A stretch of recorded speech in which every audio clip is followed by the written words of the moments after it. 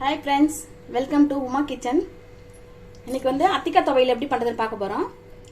அதுக்கு தேவையான பொருள் சொல்லிடுறேன். 100 கிராம் அத்திக்காய் எடுத்து வச்சுருக்கேன். எடுத்து உடச்சி க்ளீன் பண்ணி வச்சுருக்கேன். ஒரு துண்டு இஞ்சி எடுத்து வச்சுருக்கேன். ஒரு 10 பூண்டு பல் எடுத்து வச்சுருக்கேன். ஒரு பாதி எலுமிச்சம்பழம் சின்னதாக குட்டியாக கட் பண்ணி வச்சுருக்கேன். 2 தேங்காய் பத்தை துருவி வச்சுருக்கேன்.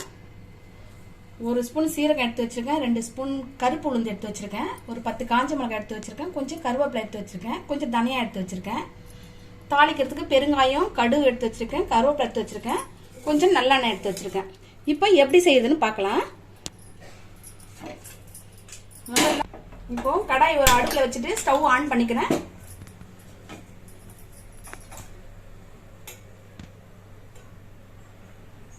நல்லெண்ணெய் கொஞ்சம் சேர்த்துக்கிறேன். எண்ணெய் சூடு ஏறினதுக்கு அப்புறம் உளுந்து சேர்த்துக்கலாம்.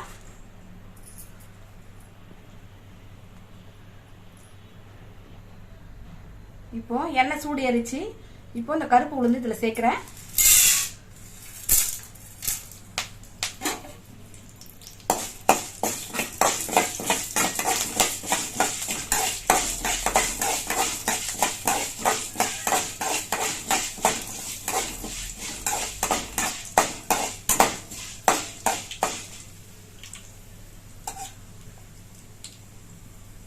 இந்த உளுந்து வந்து நல்லா பொரிஞ்சதுக்கு அப்புறமா கருவேப்பிலை சேர்த்துக்கலாம்.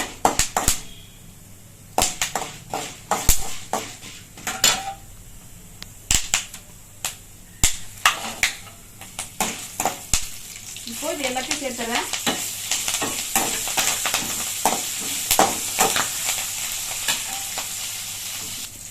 இஞ்சி பூண்டு சேர்க்கிறேன். கடைசியா தேங்காய் சேர்த்துக்கலாம்.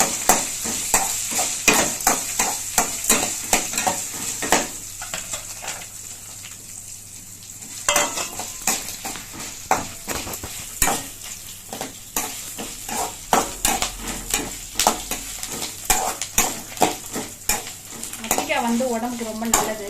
வயிற்றுல இருக்கிற பூச்சி எல்லாம் கூட செத்து, ரத்தத்தில் இருக்கிற பூச்சி இருந்தால் கூட செத்து போயிடும். ரொம்ப ரொம்ப நல்லது. இது மூலிகை பொருள்.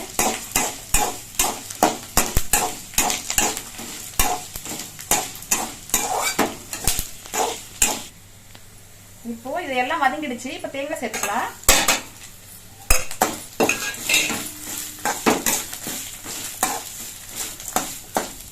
இப்போ வதங்கிடுச்சு. இப்போ எடுத்துட்டு அத்திக்காய தனியா வதக்கிக்கலாம்.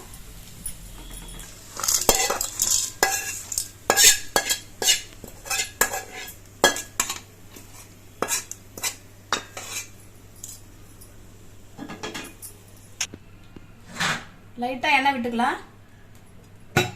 எண்ணெய் சேர்த்துட்டு இப்போ இந்த அத்திக்காய் இதுல சேர்க்கிறேன்.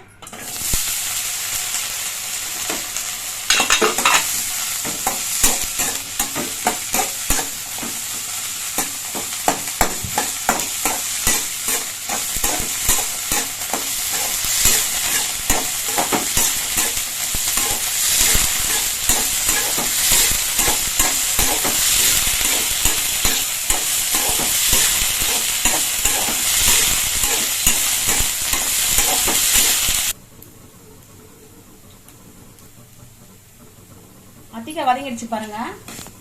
நான் வந்து பிஞ்சி அத்திக்காவா எடுத்து ஒரு 5 நிமிஷம் கைவிடாம நல்லா கலரிக்கிட்டே இருந்தாதான் அது அடி பிடிக்காம நல்லா வேகும். அது இப்போ நல்லா வெந்துடுச்சு பாருங்க. நல்லா வதங்கிடுச்சு. இது வந்து 1 நிமிஷம் 2 நிமிஷம் வதங்கினா வதங்காது. 5 நிமிஷம் வதக்கணும். இப்போ வதங்கிடுச்சு நல்லா. இப்போ லைட்டா நான் லெமன் விட்டுக்கிறேன். அதுல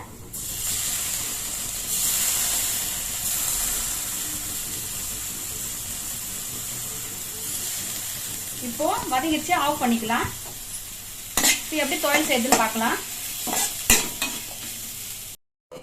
இப்போ வதக்கி வச்ச அத்திக்காய் வந்து சூடு ஆறிடுச்சு. இப்போ இந்த ஜார்ல மாத்திக்கலாம். மாத்தி அரைச்சிக்கலாம்.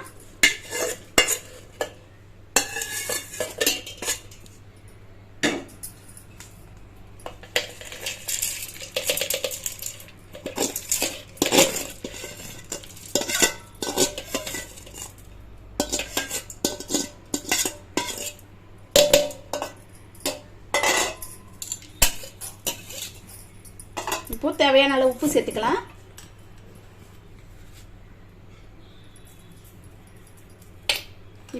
கொஞ்சமாக தண்ணி விட்டுக்கலாம்.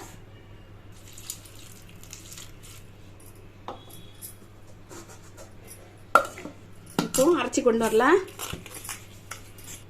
இப்போ அரைச்சாச்சு. இப்போ நல்லா மெசஞ்சு பாருங்க. அத்திக்காய் வந்து ஒரு வாட்டி அரைச்சா இது நல்லா மெசியாது. 2-3 தடவை தண்ணி விட்டு விட்டு நல்லா நைஸாக சாஃப்டாக அரைக்கணும். ஏன்னா அது வந்து அத்திக்காய் வந்து ரொம்ப கனமாக இருக்கும், அதனால அரையாது சட்டுன்னு. நல்லா இந்த மாதிரி சாஃப்டாக அரைச்சிக்கணும். இப்போ தாளிக்கிறது எப்படின்னு பார்க்கலாம். ஸ்டவ் ஆன் பண்ணி கடாய் வச்சுக்கிறேன். லைட்டாக கொஞ்சம் எண்ணெய் சேர்த்துக்கிறேன்.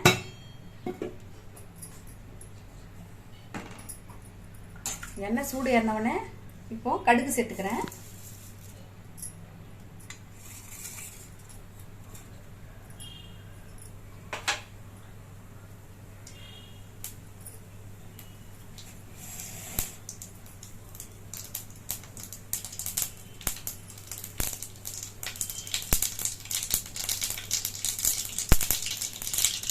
கடுகு வெடிச்சிருச்சு.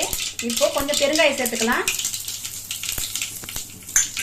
இப்போ கருவேப்பிலை சேர்த்துக்கிறேன். இப்போ இந்த துவையல் எடுத்து அதில் சேர்த்துக்கலாம்.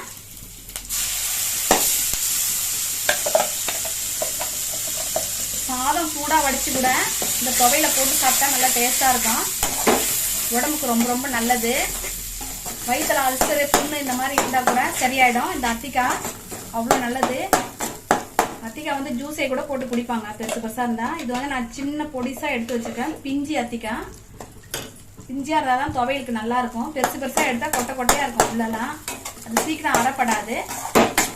நான் வந்து பொடிசாக எடுத்து வச்சுருக்கேன் பிஞ்சி அத்திக்காய். இது தாளிக்கும் போது கூட நல்லா கை விடாமல் இப்படி துழைக்கிட்டே இருக்கணும். அடி பிடிக்கக்கூடாது. நல்லா தொழனா தான் நல்லா இருக்கும். திக்கா நல்லா சுண்டி வந்தால் தான் துவையல் வந்து நல்லா இருக்கும். இப்படி தளன்னு வேணும்னா கூட நம்ம எடுத்து உடனே சாதத்தில் போட்டு சாப்பிட்ற மாதிரி இருந்தால் இந்த மாதிரி தளன்னு எடுத்துக்கலாம். அப்படி ரச சாதம், சாம்பார் சாதம் தொட்டுன்னு சாப்பிட்றதுக்கு வேணும்னா நல்லா திக்னஸாக வர வரைக்கும் நம்ம துழைக்கிட்டே இருக்கணும். ஆனால் கை விடாமல் கிளறிக்கிட்டே இருக்கணும். துவையல் ரெடி ஆயிடுச்சு பாருங்க. இப்போ கொத்தமல்லி தூவி இறக்கிக்கலாம்.